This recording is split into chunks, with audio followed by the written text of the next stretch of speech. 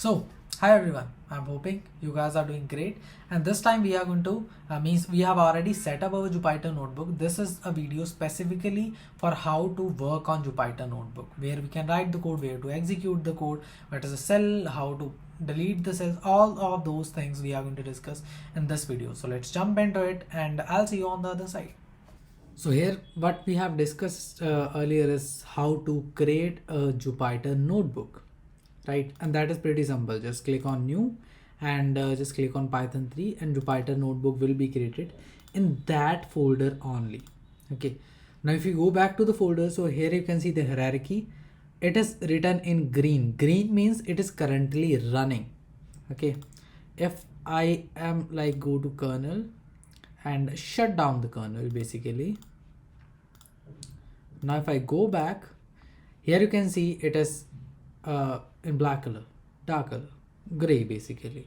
So it is not running yet. So this will show you if this notebook is running or not.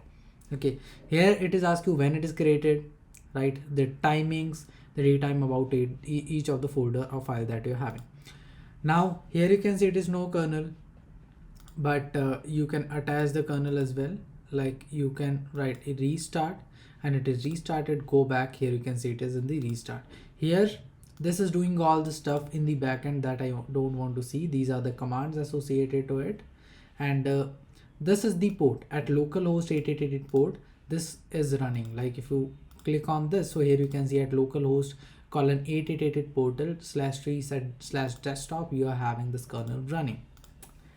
Now this folder, this is basically the name of the file, name of Jupyter notebook. Here you can change the name. Let's make it my first program. So this is the first notebook. Enter.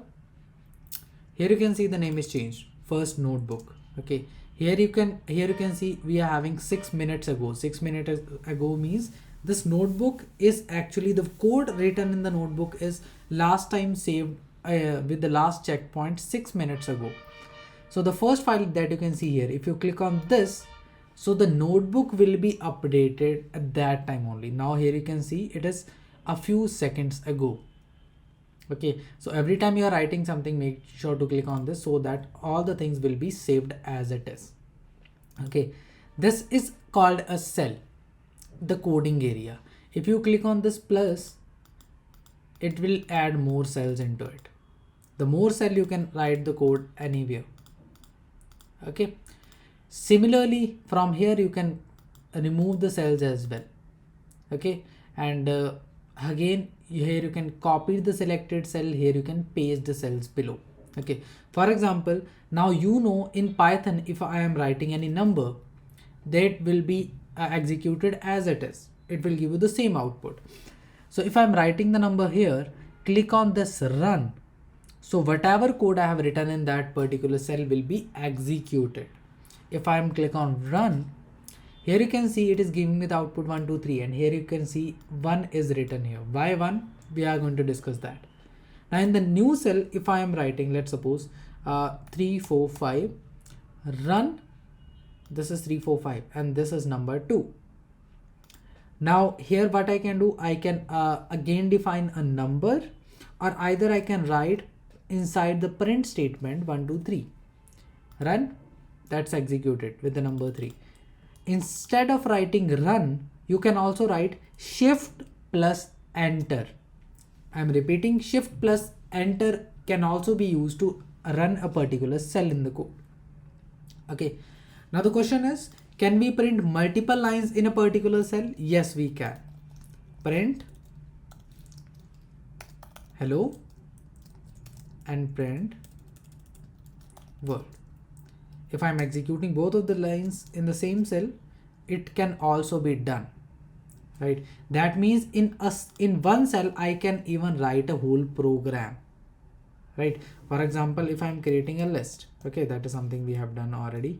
I'm creating a list. In that list, I'm having 4 elements. And if I am writing for I in lst and I'm printing I, means printing each element of the list. So here you can see in one cell I have executed the whole code. It can work here. Okay, now the question is, what are these numbers then? Okay, if now till 6, these are the numbers. If I'm executing this cell again, what should be the number here? The number should be 1 or 7. It would be 7. If I'm executing this, it would be 8, 9, 10, 11, 12, 13, 14, 15, 16. So these numbers will tell you which of the code cell is executed more oftenly, or basically the chronology of executing the codes. So here you can see the last active code that we are having is of number 10. Then I have executed this one, then I have executed this one, this one, this one, this one, 15th and 16th. This is how you can keep track of which code you have executed earlier. Right? What is the benefit of it? The benefit of it is, let's suppose I am deleting some of the cells. Okay, here I have defined a is equals to 10. Execute it. Here I have defined a is equals to 20. Okay, here now here if I'm not having these two values written, so I might not say what is the current value of a. If I'm going on the chronological order, like from top to bottom, so here you can see earlier value of a is 10, then the value of 20. So if I'm executing a, so it would be 20 only. That is correct. But what if I have executed this cell again, I have not executed this one, and I'm printing this, so the value is 10, right? So to know the order, so from here you can see number 18th time I have executed a is equals to 20, then 20th time I have executed 10. So the last updated value of a is 10. So that is why a is having the value 10. This is the main purpose of using these numbers. Okay. Similarly, here I have told you I can copy and paste below. Obviously, I can copy and paste the cell, right? I can shift the cell as well. Like I am selecting this 18th one. I can shift it above. I can shift it below. That's up to us. If you want to do this, you can do that as well. Okay. Similarly, if you are executing a code and that's stuck, you can stop the code execution, interrupt the kernel. You can restart the kernel directly as well. Okay. So you can see it has restarted the kernel is ready. Now the last checkpoint is 5 minutes ago. What you can do to save all the codes in this, like if I'm going back, click on the first notebook. These are the 2 codes written. And exactly these 3 codes are written. So I have missed some of the values. So for that purpose, I will click on the save. Now if we go back, open the first notebook again. So here you can see this is the last updated notebook. Okay. So that is why whenever you are writing the code, make sure to save the code. Okay. Now I can insert cells above, insert cell below. I can view them, I can edit them. And similarly, I am also having this, which is the code area. Okay. So this will help you to make it in the presentation format. If code is clicked, I can write Python code here. Okay. This is how I can write the code in Python. If let's suppose instead of code, markdown is written. So this will help you to add the comments. If I'm writing hash, hello. So this is how it will look. Okay. If I'm writing double hash, hello, this is how it will look. Okay. Similarly, I can write triple hash 4 5 and hello as it is. So this is the difference in the presentation. Okay, you can also write the comments in this manner, and you are also having an option to write the heading, which will help you to write the headings as well. That's up to you how you want to do with it. But most of the time we are going to use the code area.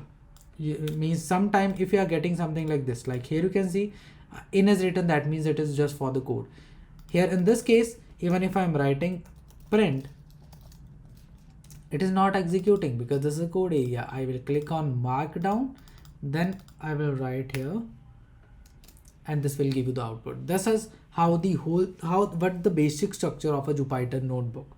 Okay, you can add the cell, you can interrupt the kernel, restart the kernel, you can go to cell, run all the cells in one time only, and you can go to cell, you can run clear the output. You are having a lot of options to do so.